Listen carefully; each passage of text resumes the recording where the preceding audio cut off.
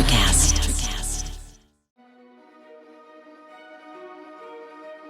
What are some of the things that workers want? We want to be proud of you. We want you to be human, but not too human. It's that whole thing about vulnerable is like, Yes. You now be vulnerable. I say, no, be authentic. Hi, and welcome to Deep Leadership. I'm your host, John Rennie. Well, I hope all is well with you today. It is a sunny but cold day here in North Carolina, and I have some exciting news for you. We have a new sponsor on the show, Leader Connect.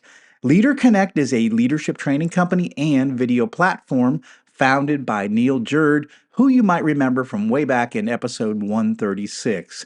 Neil is a former British Army officer who now teaches and trains executives and companies in leadership and team development. Neil wrote one of my favorite leadership books called The Leadership Book. Now, I partnered with Neil to help him launch the Leader Connect video and podcast streaming platform. This platform gives leaders and teams access to hundreds of leadership experts that will help you lead better and create a highly engaged and effective team. Now, I'm proud to be one of the featured speakers on this platform. So I encourage you to check out this new streaming platform at leader-connect.co.uk. Of course, this episode is also brought to you by our other sponsors, Ignite Management Services and Liberty Strength. All these sponsors help me bring these shows to you each and every week, so I encourage you to click on their links below and check them out. Well, that is it. Today we're talking about what employees want from their leaders, and my guest is Joyce Wilson-Sanford. Joyce is an organizational and leadership development expert who helps companies develop their leaders and guide them through organizational transitions. Now, we sat down and discussed why leadership matters and what employees ultimately want to see from their leaders. Now, this was a frank, fun, and informative conversation that you don't want to miss. So, are you ready to dive in? Let's get started.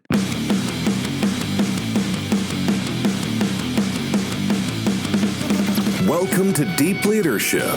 Leadership is a people business. That's the philosophy of your podcast host, John Rennie. As a former Cold War submarine officer who spent 20 plus years leading businesses in corporate America before starting his own manufacturing business, he knows that leadership matters. Are you ready for some real-world actionable advice from John as well as his expert guests? I'm ready. I'm ready. The show starts right now. Welcome to the Deep Leadership Podcast. Today I'm joined by Joyce Wilson-Sanford. Joyce is an executive coach working with organizational development executives who are facing the challenges of a new kind of workplace. She is a strategic organizational and leadership development expert specializing in organizational innovations, large culture change, senior level leadership development, and organizational transitions of all kinds. She is a former executive vice president of strategic organizational and leadership development at the Delhaize Group, a global food retailer. Joyce also co-hosts the popular Bob and Joyce Talk HR and OD podcast. I'm excited to have her on the show to learn from her experiences in organizational and leadership development. So Joyce, welcome to the show. Thank you. I'm glad to be here.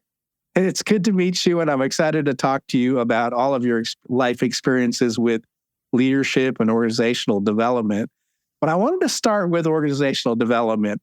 For those who may not be familiar with that subject, explain what that means.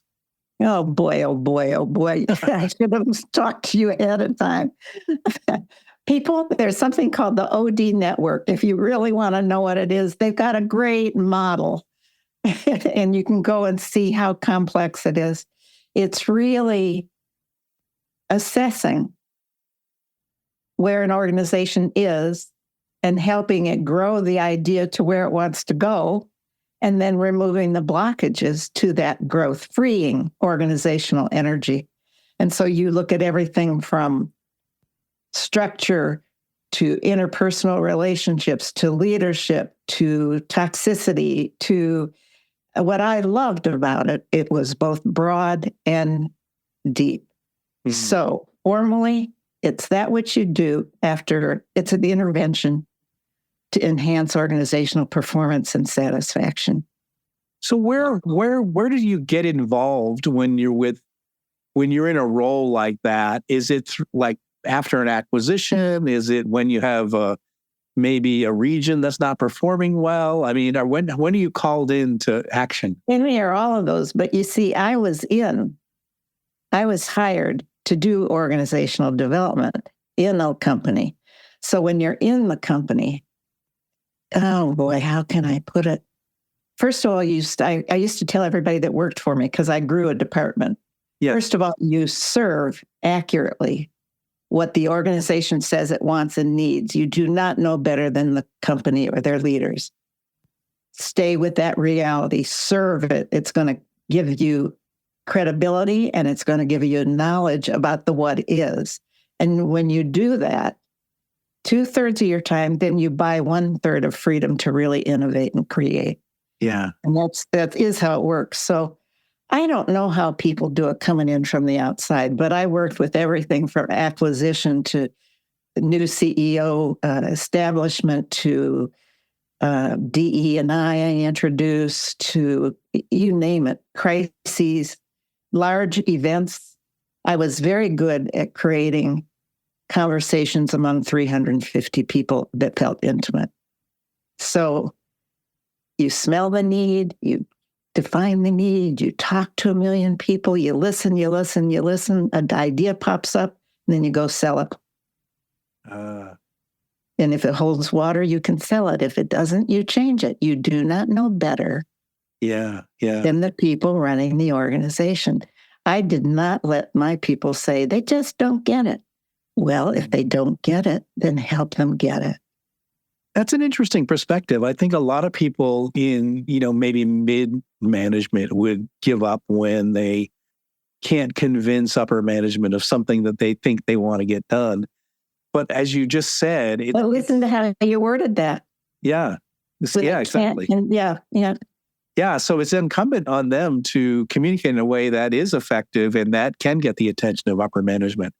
So, I mean, because we're dealing, in upper management, and I've been in some senior positions, is you got a lot on your plate, right? Oh my Lord, yes, you do. Right? And so, any day there can be, you're dealing with multiple crises, multiple issues, big change projects. So an employee comes to you and say, we really need this. You're like, do we really need that? I mean, so convince me, make a compelling case. I believe in co-creating through conversation. How about that for 3 C's?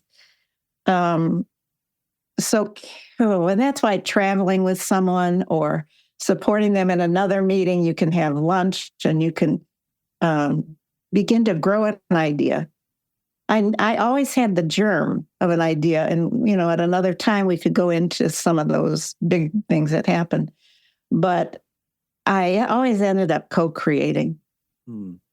Especially, so for instance, with store managers who were really against having some of these 350-person conversations, I said, no, you're the host at the table. You got to make them feel at home. It's your meeting. You're going to run that meeting. And I had them on my side forever after. And I said, you did a beautiful job. We didn't need to pay anybody to come in to do that.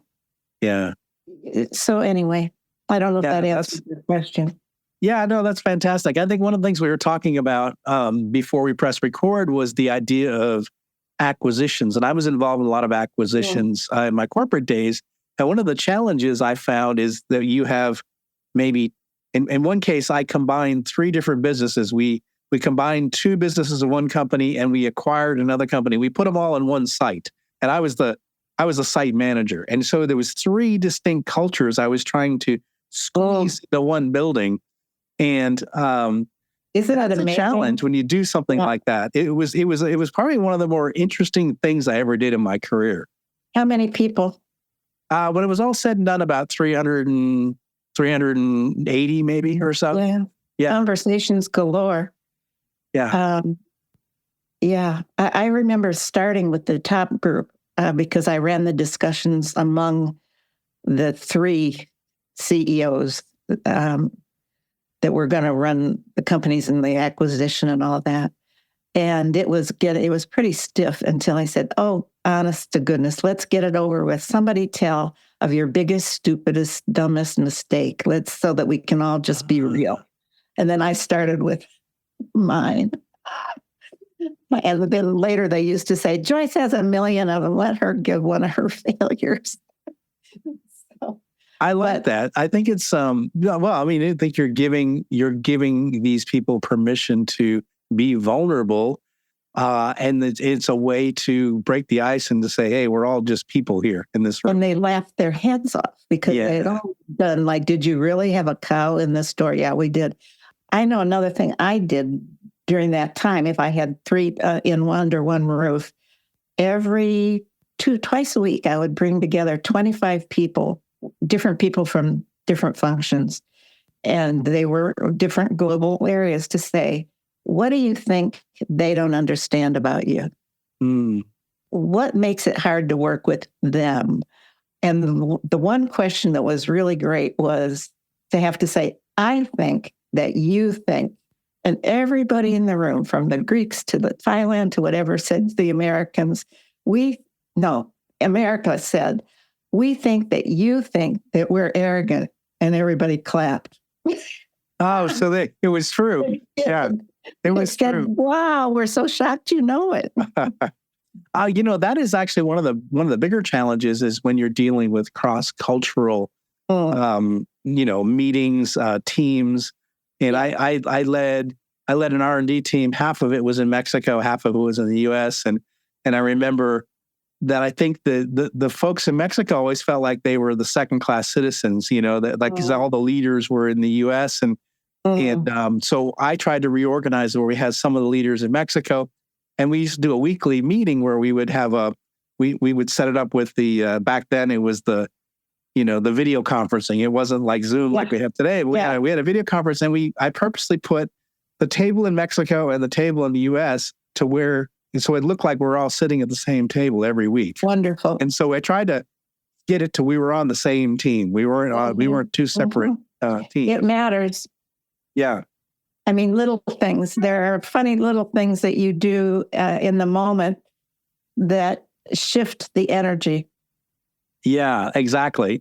So those are the things you have to do when you're thinking about people and perceptions and, like you said, and differences. And it's really hard that in DE&I work, they have practice groups or they have groups that need support and being heard and validated and all of that. And I always wanted to spread it to more differences. Yeah. One of the more powerful questions I asked in a large group before doing the DE&I work was, where do you feel different and you love it? Yeah. And where do you feel different and you want to hide it? That's a great question. It was a great question. And what it did was lay a groundwork for it. Now we're going to break up into differences that we can see in the room. Yeah. People over 60, Black pride groups, whatever it was. And then we kept coming back to, at every level, there are differences.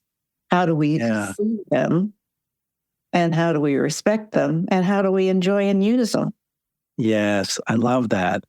I have this theory, and I'm always afraid to say it because it seems, but it makes sense in the way I lead people. Is I say to myself that the ultimate minority is the individual. We are all correct. I love that. Whether we are, and I'm afraid to say it because I know it doesn't kind of fit with a lot of things, but I really do believe that. Like I'm a man. But I'm also I'm also in my 50s, and so there's generational differences. I'm a New Englander. You're a New Englander, so I have some regional things. So I'm a blue collar kid. I'm a blue collar kid. So I'm a bookworm. Yeah.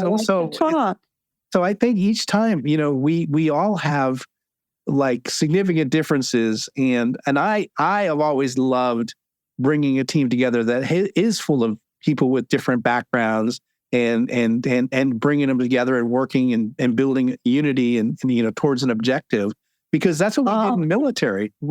They threw a bunch of people on a ship and locked the submarine, and we went out to sea and we figured it out. Yeah. I like that idea a lot. What was I going to say? I don't know. It went away. It'll come back. Yeah, but I think that's I think when we approach that, the other thing too is one of the things I talk in my business is that respect is like the number one thing. We respect each other, and that is that's a really good basis for being able to deal with people who are different than you. Is that you start off with respect, and then we have the conversations about our different ways that we view the world. Yep. And how do you keep that from being BS? Yeah. Well, I think it's about authenticity and being genuine as a leader. Yeah. And also calling it out when you see that it isn't. Yeah. It's we could talk about a lot of things. You're talking about strategic leadership. I worked with 25 CEOs. Yes. Yeah. Boy, are they all different than those that led with their strength and it fit with the company was great. But wow, there is no one size fits all. There is no one size fits all. Exactly right. Yeah. Thinking about the differences and So let me shift gears a little bit, talk a little bit about leadership. I was looking through some of your materials and you say that leadership in the new era is about being and not doing. And I was interested to know your thoughts about that. So what do you mean by that? And you say there are a number of skills that leaders need to master in this new era. Okay, well, I just happen to have a few notes. It is emphasis, I think, on the people thing. They need to be connecting, able to connect easily across the differences and connecting the right people with the right task. They need to be clear. They need to draw very sharp edges of strategy in particular, so people know exactly what you say yes to and what you say no to. And I wrote here, I'm looking at it, and it means clarity about the values the company uses to guide action and comfort with disclose and be able to disclose how decisions are made. I used to say, if we could put this on the speaker or in the cafeteria, what would we be saying? Yeah. It shut up a lot of conversations. New leaders need to be control light. So not heavy-handed. Okay. So I said the demand for clarity will allow for a form of control that is less burdensome and awkward for associates. New generation of associates won't stand for it. Sharp clarity on goals and freedom to find a way to achieve them is going to be the way to do it. Let me throw this at you. Let me see your thoughts on it. I say that the opposite of trust is control. So the feeling that employees have when you're trying to tightly control everything they do is that you don't trust me.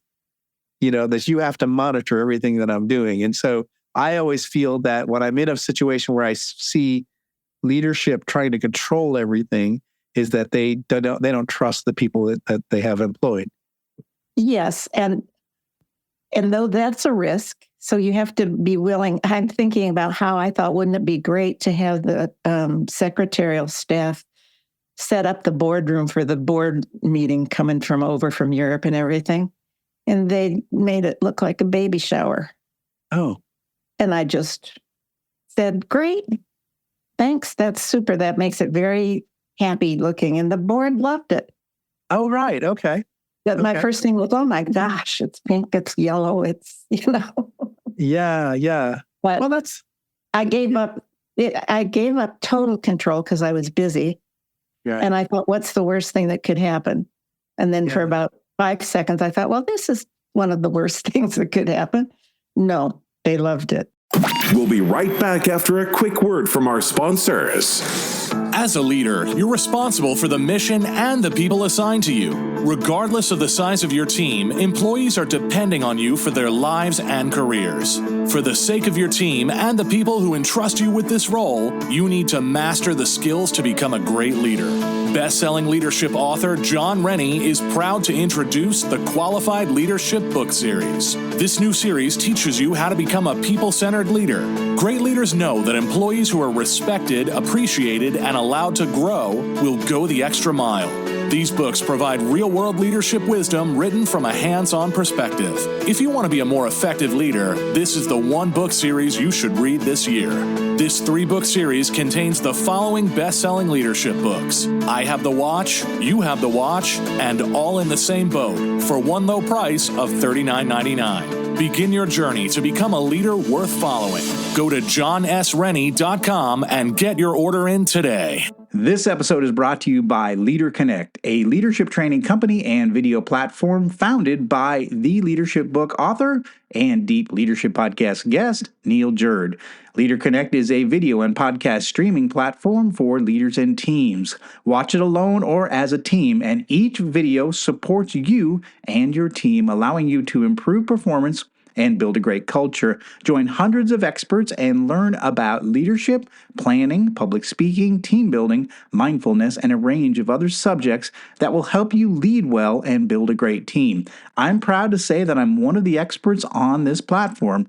Leader Connect is offering a 10% discount to all Deep Leadership listeners. Go to leader-connect.co.uk and enter the code DEEP at checkout. Master your leadership with Leader Connect. This episode is brought to you by Ignite Management Services. Ignite is led by Mike Watson, who you might remember from episode 137. Mike and his team believe that everything starts with leadership. Whether it's strategy execution or cultural transformation, it's the role of the leader to create the conditions for their people to succeed. The team at Ignite can help you develop critical habits to enhance your leadership capability and transform your business. Ignite Management is now offering the Resilient Leadership Assessment Tool. This is an online questionnaire designed to assess and guide leadership development, coaching, and team building. It provides leaders an opportunity to gain insights into their leadership strengths and development needs. After taking this assessment, you will receive a custom, detailed report that provides practical and actionable recommendations to enhance your effectiveness. I have taken this assessment myself and found it to be extremely valuable in helping me make changes to my leadership approach. Right now, Ignite is offering 15% off the price of this tool to the Deep Leadership audience. Go to ignitemanagement.ca and enter the code START15 at checkout to get started today. TIAA is on a mission. Why? Because 54% of Black Americans don't have enough savings to retire. So in collaboration with big-name artists like Wyclef Jean, TIAA released Paper Right. New music inspiring a new financial future. With 100% of streaming sales going to a nonprofit that teaches students how to invest. Stream Paper Right now and help close the gap. I have another one here that says they need to be character proof. Associates have been disengaged and slightly depressed with low energy due to disillusionment with the character of their leaders. Okay. Being a leader of character simply means you have to have a good reputation in and out of the company. There is a moral awareness that guides work and self-awareness of personal impact. Yes. That's going to refresh people. Yes. You know, that takes it's such a, the disillusionment is so heavy to carry. Yes. And so damaging to optimism. Well, you see it a lot in the engagement numbers, right? So even, Gallup's been doing this survey for years. Yep. At best we're, basically 30% engaged, at best, 25, 30% of employees are actively engaged at work.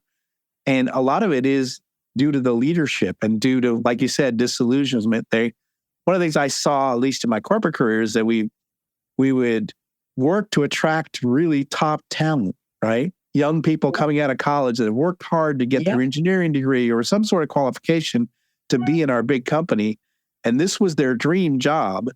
And we would hire them. And then because they were young, we would put them in a corner and give them grunt work to do for years before we allowed them to do anything difficult. So we take these excited young employee and we basically say, well, you have to earn your way. You're not allowed to make tough decisions. We've been here for 5 years. And by the time they're ready, they're disillusioned. They're disengaged.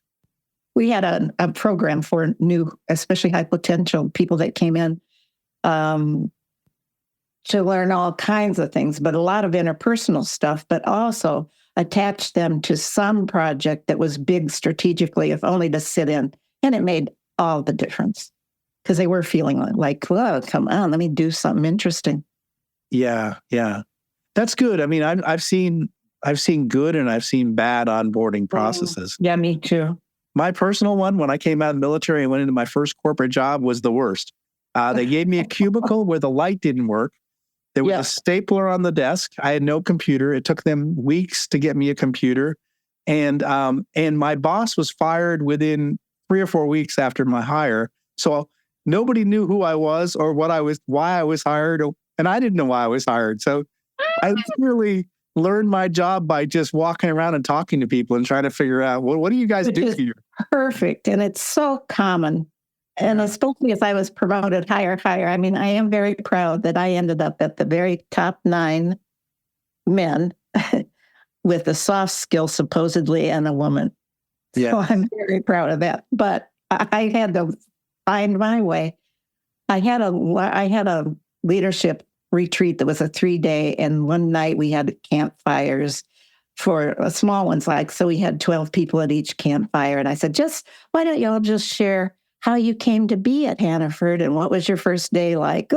I couldn't get anybody to go to bed. They couldn't stop talking about how awful it was. Yeah. So, one thing you just keyed in on it, and I think it's an important aspect, and I think leaders need to hear this, is that people love to talk about themselves. Give them opportunities to talk about themselves. And one of the things we can do as a leader is shut our mouths and listen. And I think that we tend to want to talk about ourselves, but really what people want to know is they want to know, do you know my name? And do you know a story about me? Do you know anything about me? Yes. And I think if we give our employees opportunities to tell their stories like that, how did you end up at Hannaford's? How did you end up being part of this company? Those are interesting conversations, right? And you get to know a lot more about that individual through those conversations. Well, and the CEO and the head of HR at that time wandered around to those campfires and went, whoa. Yeah. Something's got to change. And it did. So, but you've been doing such a beautiful job of listening to me. Thank you. Well, that's my job. That's what I have to do. I have to listen. Thank you. I have to listen. And I have to ask questions. So one of the questions I was going to ask is, when you either through the work that you've done since you retired or even when you were working in your company, what are some of the flaws you observed in leaders? What are some problems that you saw, you observed, things that needed to be fixed in leadership? Well, I have a rough draft of a book called CEO Note to Self, Blind Spots of Power. One thing is they didn't know the degree of power they carried. Ooh. They didn't feel the weight of who they were. Wow. And how, one CEO tripped and fell coming into the building, and the next day they had a heated thing there already. It's like, what? And he said, who did that? And they said, well, you fell yesterday. He said, I don't want money spent on this. Yeah. It's very hard to get a read on your own impact. And I wrote an article called It's Your Task to Ask. And you have to assume if somebody comes to you with negative impact, that they've talked to at least 25 people and that they are watering it down to come to you. Mm. So magnify it by 5, and you're probably going to get a truer read of this, because the power differential just is, no matter how good-natured, no matter how egalitarian, no matter how friendly, you at the top especially have the power of life and death. Like you're fired, you're let go, surprise. It's huge power. Mm.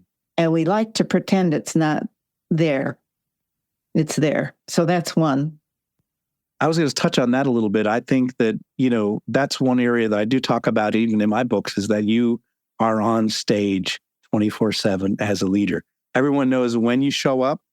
They know when you leave. They know when you got your door shut to your office. They know if you're spending time with employees. And and walking around.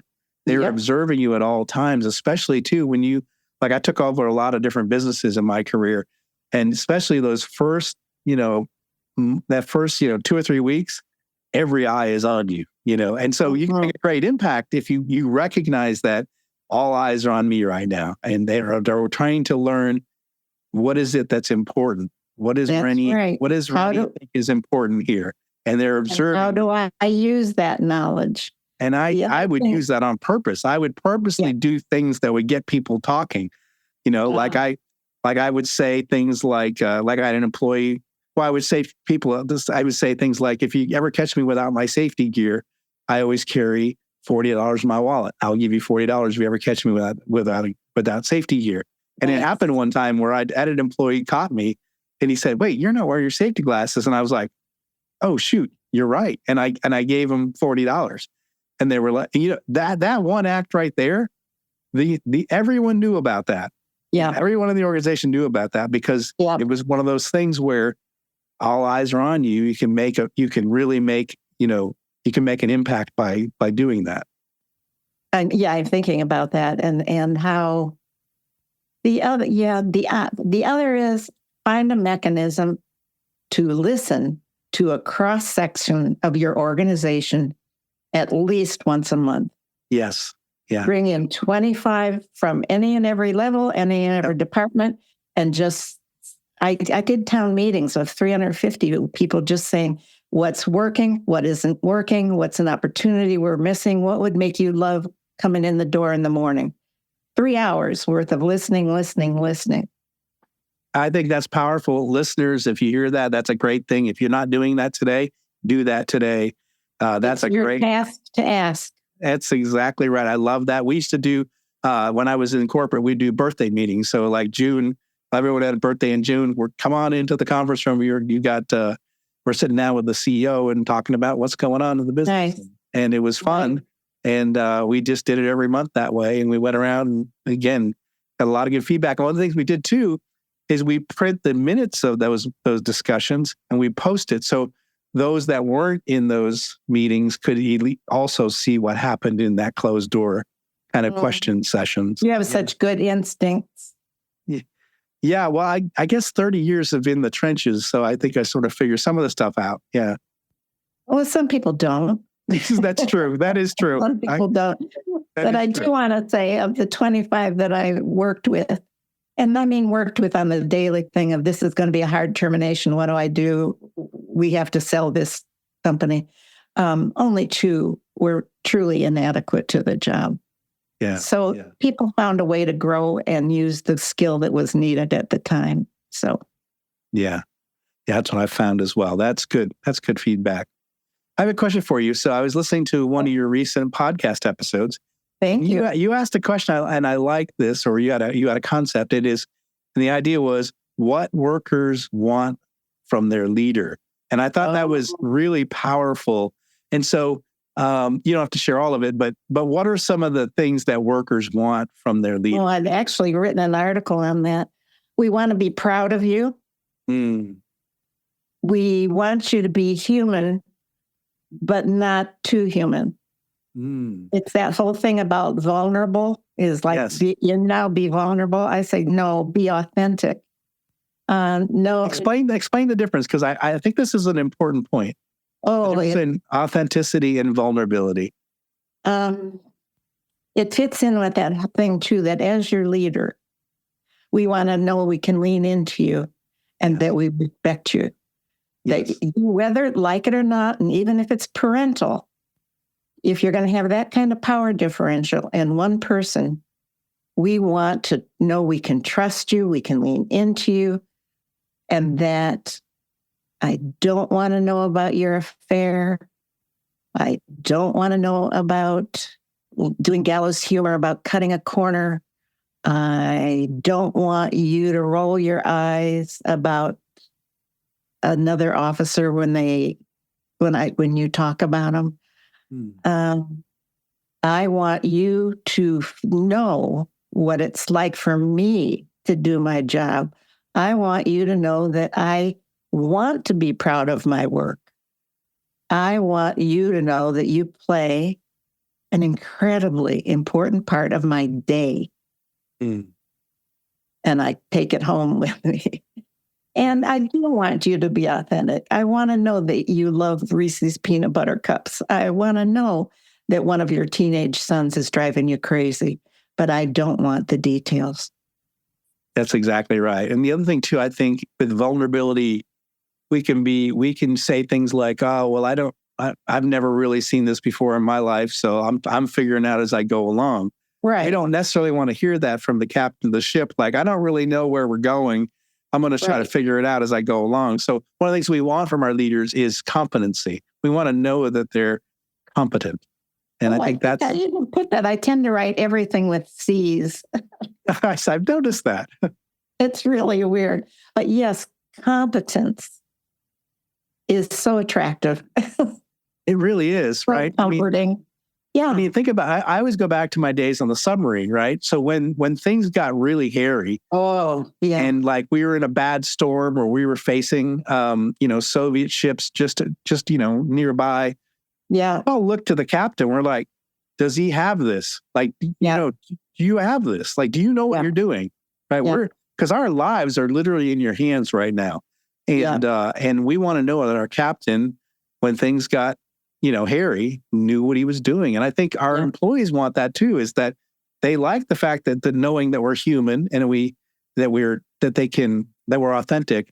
But they also want to know, do you know what to do when the chips, go down? Yeah. In one of our companies, when we were being challenged by Walmart, the CEO just gave a very wonderful lecture about the business mechanics and what you do when somebody enters your market, and got all of us so excited about cutting cost. Yeah. Through that story. So the other thing I think CEOs need to do is have people understand the business dynamics of where they work. Yes. Yeah. Here's how we make money. Here's how it hurts us. We share the money. No, I think understand how the business works and be able to explain it to everyone in the organization so they can say it in a way that they get it. I think sometimes, at least I saw in corporate, we had a lot of guys that knew how to run a business, but they couldn't communicate it to the hourly employee on the shop floor. Yeah, you have to be able to teach the money-making mechanics of the business in simple terms. Yes. Yeah. Yeah, that's so important. It's a great point. So Joyce, I was gonna say we're get close on time here. What final message would you like to leave with our listeners? Isn't that awful? I wanted to say love your work, but that may not be possible. But you can bring hope and competence and comfort in doing your job well to those around you. And you'll generate from that, they're wanting to do that. And you can grow hope and competence during this time of real unrest. So I love that. I love that. So take the situation you're in and where can you shine a light in the darkness? That's what I really mean. Yeah. Yeah. And it works. I have a friend of mine that always says, actually, he lives close to you. So I have a friend in North Yarmouth that would say, go where you're celebrated, not where you're tolerated. So if you're in a situation where you don't love what you do, you might want to look for a place where you do love what you do. Freud said love and work are the two drivers in the world. And you and I were laughing before we came on. We love our work. Yes. Yeah. And it is a literal blessing. Yes. Yeah. And if you don't love your work, find a way to love your work. Life is too short to be miserable. Or call Bob and me. We'll help you find work. Yeah, absolutely. Absolutely. I love that. So how can our listeners find out more about you, your podcast, and your services? Oh, I asked you to help me with this. You do it. Yeah, we'll put links in the show notes for your website and also the podcast. And the podcast is called Bob and Joyce Talk HR and OD. And we're going to put links in the show notes. And if you haven't already listened to her podcast, I highly encourage you to listen to them. They're fun. We were talking about earlier, if you're older, like I am, you'll remember Click and Clack, the Tappet brothers from NPR, and these Bob and Joyce are a little bit like that, and they're talking about HR issues, people issues, leadership issues, organizational development issues. It's a great podcast, fun to listen to, so I highly encourage it. And there's a link in the show notes, and we have a link for Joyce's website as well. So find out more about her. She has a ton of information on her website, blog posts, all sorts of stuff that really will help you understand this topic more and be a better leader in your company. So, Joyce, I want to thank you for coming on the show. I had fun. I had a wonderful time. Thank you. It's a pleasure to meet you, and thanks for all the work that you're doing. May we meet again. Absolutely. Well, that's it for today. Thank you for listening to Deep Leadership. If you like this podcast, please subscribe and share so we can continue to build a world with better bosses. Until next time, this is John Rennie saying take care and lead well.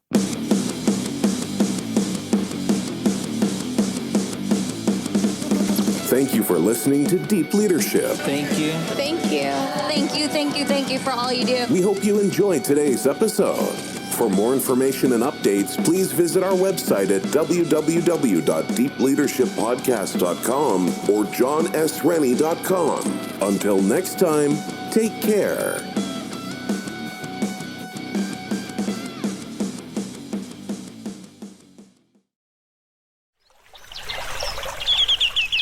Are you passionate about saving the planet for future generations? Do you want to learn how to do it?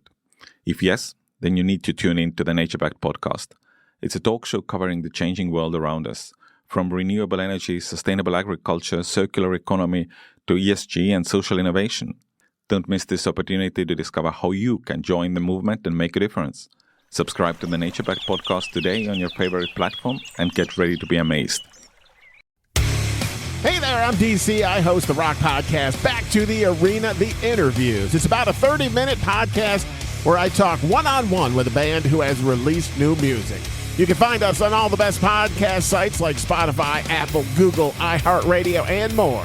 If you're a rock fan like me, subscribe today to Back to the Arena, The Interviews. Electric acid.